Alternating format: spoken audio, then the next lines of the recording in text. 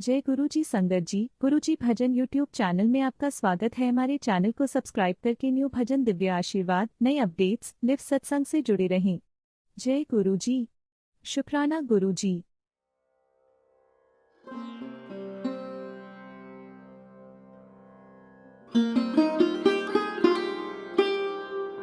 मेरा बेटा 7 साल का था जब गुरुजी के चरनी लगने का सौभाग्य प्राप्त हुआ।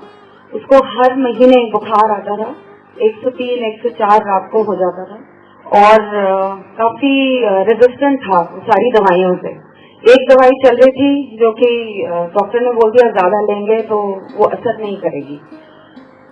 हमें ऐसे पता चला गुरुजी आए हैं, ही हैज क्यूरेटिव पावर, वो मर्ज ठीक कर सकते हैं। मेरी बेटी की डिलीवरी के बाद मेरी टांगों में बहुत दर्द रहती थी और मैं बहुत मुश्किल से चल पड़ती थी विदाउट पेन। सारे इलाज कर चुके थे। दिल ये भी था कि मैं भी अपना कल्याण कराना चाहूंगी। जब गुरुजी का सामना हुआ हमारे साथ तो उन्होंने बोला दस। मैंने कहा जी मेरा मुंडा तू उठी छड़, तू अपनी दस, तेनों की प्रॉब्लम है जी। मेरी टंगा बहुत दर्द कर दी। आज तो बात कभी नहीं होंगी। वो दिन और आज का दिन इतने साल बीत गए, 13 साल, आई थिंक 13 साल से भी ज्यादा हो गए। कभी वो दर्द दोबारा वापस नहीं आई। बेटा आज 21 साल का है, कभी उसको गले की कोई प्रॉब्लम तक नहीं आई। और उसके बाद गुरुजी जलंधर वापस चले गए। हम उनको थैंक यू बोलने वहां गए तो गुरुजी ने हमें बोला कि रात को लुधियाना अपने सिस्टर के यहाँ रुको और कल दोबारा आना, दिल्ली वापस मत जाना। हमने ऐसे ही करा। बाहर निकलते समय मैंने एक भक्त से पूछा गुरुजी अपनी सीट पे कितने बजे आते हैं? तो कहते हैं जी द्वार हम 10 बजे सुबह खोल देते हैं, गुरुजी 11 बजे तक पाठ से उठ के आते हैं। जब हम पहुंचे मंदिर में कोई नहीं था, कोई प्रवचन नहीं चल रहे थे। गुरुजी अपने रोब पहन के अपने सिंहासन पर बैठे थे and he spoke to me in faultless English. हर औरत को आंटी और हर आदमी को अंकल गुरुजी बोला करते थे। मुझे कहते हैं aunty you are late, what are you doing all this while? इतनी देर से क्या कर रही थी? ठहरो मैं बताता हूँ। 2 आलू के पराठे खाए, 1 कटोरी दही, आधा गिलास पानी का पिया, फिर टॉयलेट गई। उसके बाद बहन के पीछे वाले कमरे में जो काला सूटकेस रखा था उसमें से अपनी बेटी की तूने ऑरेंज ड्रेस निकाली, फिरोजी वाली तुझे पसंद नहीं आई थी। सारे कमरों में जाके सबको कलेक्ट करा, वापस आई, टेबल के ऊपर जो आधा गिलास पानी पड़ा था उसको पिया और फिर टॉयलेट गई और फिर सारों को लेकर आ रही है पूरा 1 घंटा लेट। आई वॉज अमेज्ड कि ये कौन है, क्या है, इनको सीक्वेंस वाइज भी करेक्ट था। उन्होंने मुझे ब्लेस करा।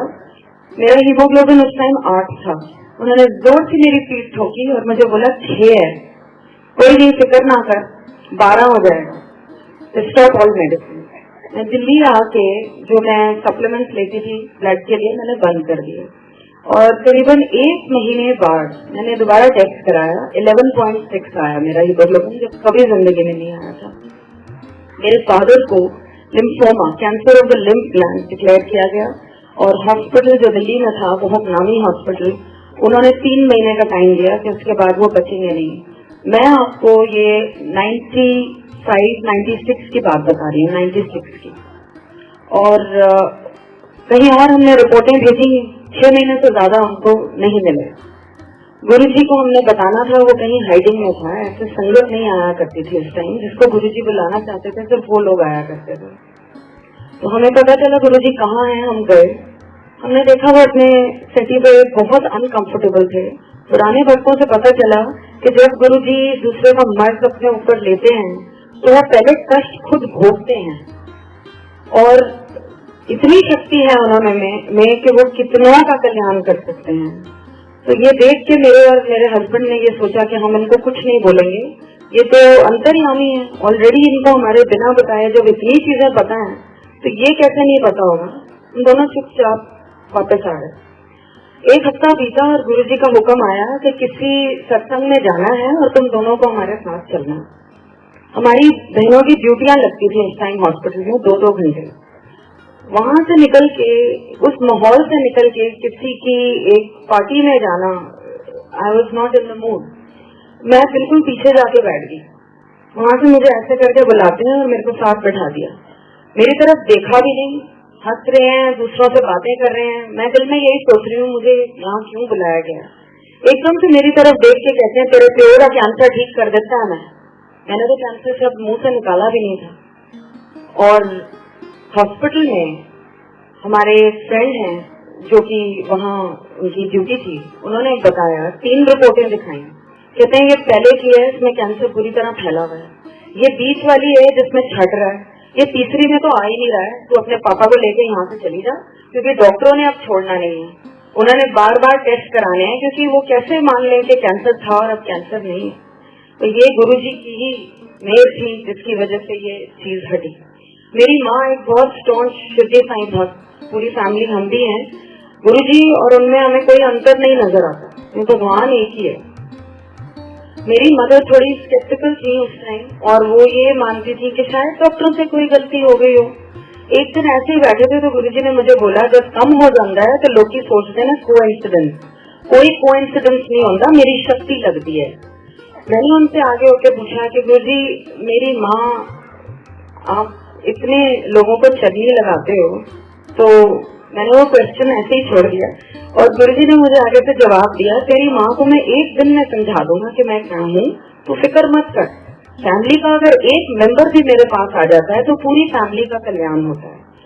गुरुजी जब जलंधर में थे तो मैंने उनसे कहा कि वो यहाँ तक नहीं आ सकती, उनका डायबिटीज लेवल बहुत हाई रहता है और बीपी भी बहुत हाई रहता है। तो गुरुजी ने बस यही तसल्ली दी कि शी इज ऑल राइट, फिक्र मत कर तू उसकी।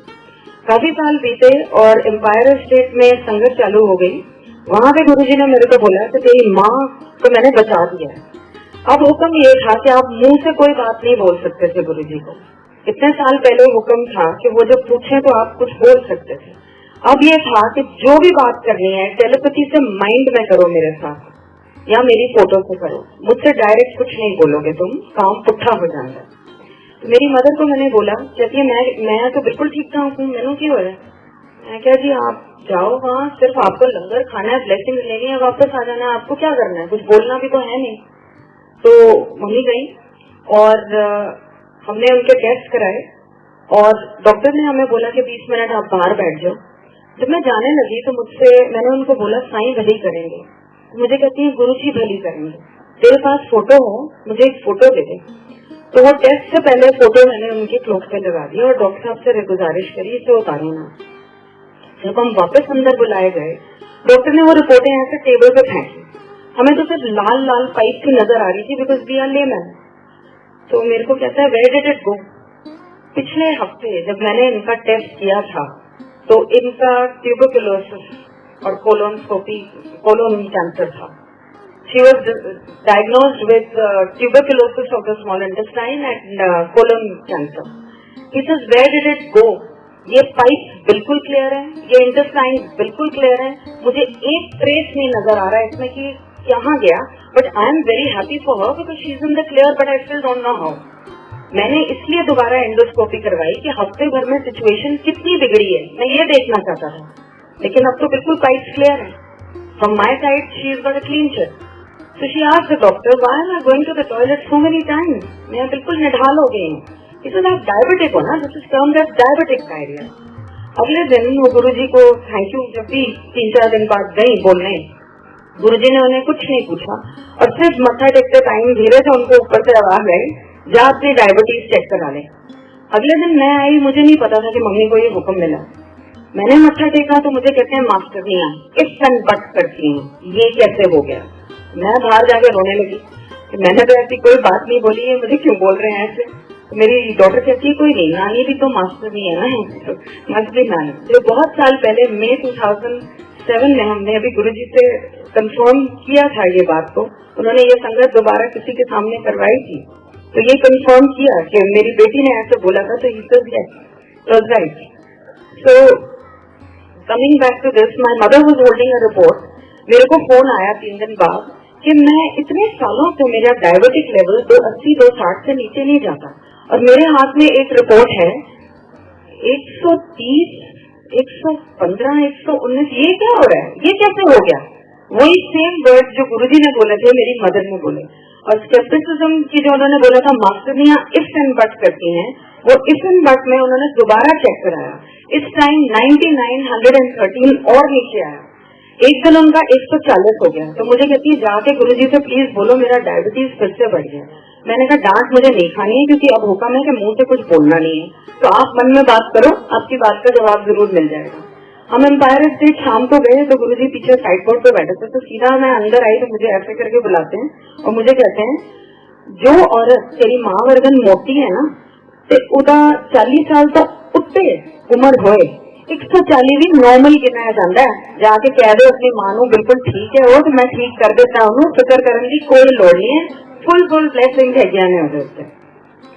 तो आफ्टर दिस एक बारी मैंने गुरुजी को ये बोला कि गुरुजी काश आप पहले मिले होते, मेरे पापा को आपसे मिलने से पहले 2 बारी हार्ट अटैक हो चुके हैं। तो गुरुजी कहते तू फिक्र ना कर, और कमरे में जाके दरवाजा झाड़ के बंद कर लिया। मैं यही सोचती रहेगी कि ये कैसी तसल्ली। तो हम दिल्ली जब वापस आए, my father collapsed on the spot, उनको 3rd हार्ट अटैक हुआ और he was rushed to the nearest hospital. और मेरी मदर को ये डॉक्टर्स ने बोला कि आपको जिसको बुलाना है आप बुला लीजिए, it could be fatal because he is in a very critical condition. तो मेरी माँ ने सिर्फ जो उनका डॉक्टर था जो जिसके इलाज के अंदर वो इतने सालों से थे, उन्होंने बोला मैं उसको बुलाऊंगी। तो उनको आईसीयू में रखा गया एंड ही वाज अनकॉन्शियस। तो हम गुरुजी का थोड़ा सा प्रसाद लेके उनकी जबान के नीचे रखा। जब डॉक्टर आया तो उन्होंने बोला कि ईसीजी रन करो। जब ईसीजी निकली तो डॉक्टर ने उस हॉस्पिटल के सारे इंटर्न्स एंड डॉक्टर्स को बुलाया और झाड़ दिया, because he was quite a senior doctor. He said ये डाइजेशन का केस आईसीयू में क्या कर रहा है, ये रिपोर्ट क्या कहती है, he is not that critical, why have you put him here. तो उन्होंने एक आधे घंटे पहले की रिपोर्ट निकाली। उन्होंने बोला डॉक्टर साहब पेशेंट आया था तो ये रिपोर्ट निकाली थी, आप इसको देख के क्या कहेंगे। मतलब मैं तो ये रिपोर्ट निकाल रहा हूँ, मैं तो अपनी देखी हुई रिपोर्ट कर रहा हूँ और ये आई डोंट बिलीव कि इस पेशेंट की है। खैर हम जलंधर गए, गुरुजी को थैंक यू बोलने। जमीन पे 10 लोगों के साथ गुरुजी बैठे हुए थे। जैसे ही मैं अंदर आई, इससे पहले कि मैं उनको कुछ कहते जिनने कल्याण में तेरे कितने ने ना आ जा बैठ जाए अच्छे तो सारे 10, तो प्योरा लेटेस्ट भी 10 दें, उठ के और वो चले गए। So there are so many times when you need your prayers answered. Guruji is always there. He is looking over us. And there were certain things, वो ऐसे ही हमें लगता था by the way कह देते हैं, लेकिन वो by the way नहीं होती थी। एक बार ही हमें हुक्म मिला जाओ अमेरिका हो, तो हम नहीं गए, रह गए अपने गेड़े में, फाइनेंशियल गेड़े में आई शुड से। तो कहते हैं अच्छा चलो सिंगापुर हो, उठे जाओ। तो मेरी एक भक्त जी है उषा आंटी, उधर का जाके सत्संग करने हैं, जो जो कल्याण में कितने ना सारे रखे। And this he repeated 2-3 times. After that he every day used to ask me flight का की टाइम है। कहती थी जी 12:05। फ्लाइट का की टाइम है कि 12:05। मेरे जॉइंट में काफी दर्द होना शुरू हो गया था बिकॉज कैल्शियम लेवल बहुत लो था। इसका कोई जिक्र या कोई अरदास गुरुजी से नहीं करी थी। उसके बाद जब सिंगापुर पहुंचे और सिंगापुर पहुंच के आंटी के साथ सत्संग करना शुरू करा, तो उन्होंने बोला जी लंगर खाओ। लंगर खा के जैसे ही हम उठे मेरी वो दर्द गायब हो गई। दिल्ली आके गुरुजी के सामने बैठे तो गुरुजी ने बोला कि हम तेरा कैल्शियम लेवल बिल्कुल ठीक है।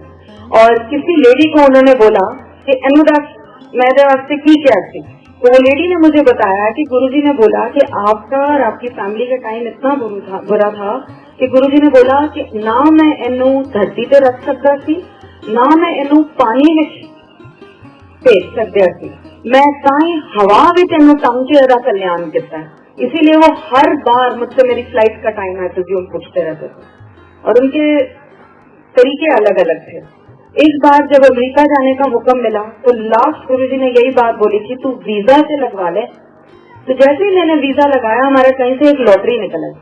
वो लॉटरी निकलते ही वी टुक ऑफ। इस टाइम इलेक्ट्रिक करंट जैसे होते हैं मेरे लेफ्ट और राइट थाई में शुरू हो गए थे। इसका भी जिक्र मैंने कुछ नहीं करा। This is not to be confuse with the leg pain I had earlier, it has nothing to do with that. मेरी ये 2 उंगलियां जो हैं ये सुबह खुलती नहीं थी। इनकी जॉइंट्स में इतनी दर्द होती थी कि मेरे को एक ब्रश पकड़ना भी बहुत मुश्किल हो जाता था। And it was the right hand. Now जैसे ही मैं फ्लाइट में बैठी, बैठते ही एक ट्रे आती है आपके सामने रिफ्रेशमेंट की। मेंटली मैं ये सोच रही थी ओ माय गॉड मेरे को ये पेपर टेयर करना पड़ेगा। वो पेपर इतनी स्मूथली टेयर हो गया और मेरे जॉइंट्स खुल गए, मुझे पता भी नहीं चला कि ये कब खुला। मैं जैसे ही अमेरिकन सॉइल पे प्लेन से उतरी, लेफ्ट साइड के मेरे करंट्स जो थे सारे चले गए, it just vanished. And now I knew कि ये दूसरी साइड का भी जाएगा, यहाँ पे भी एक भक्त है जिसके घर मुझे पहुंचना है और उन्होंने लंगर खिलाना है। अब एक बात थी कि वो भक्त वॉज एडमेंट कि आप बाहर कहीं खाना खाने चलेंगे हम आपके साथ। मैं ये सोच रही हूँ कि अब इनके घर का लंगर तो मिलना नहीं, चलो गुरुजी आपकी इस फॉर्म में ब्लेसिंग होंगी शायद। बारिश आ गई, मौसम एकदम बदल गया और उन्होंने बोला जी मैं घर में ही रोटियां बना लेती हूँ, इधर ही लंगर कर लेंगे, फटाफट एक सब्जी बन जाएगी, घर में ही ये डिनर कर लेते हैं अपना। नीडलेस टू से मैंने वो लंगर छका और उस दिन मेरी राइट साइड की भी पेन वेंट हो गई। तो अगर वो कुछ हुक्म दे रहे हैं या दिया है तो it is definitely with a meaning. Guruji का ये कहना था कि ये मंदिर जो मैंने बनवाया है इसमें 12 तीर्थ स्थानों का धाम है, यहाँ जो आके अरदास करेगा उसकी अरदास कबूल। मेरी फोटो से भी कोई अगर दूर बैठे अरदास कर ले तो मैं सुनता हूँ।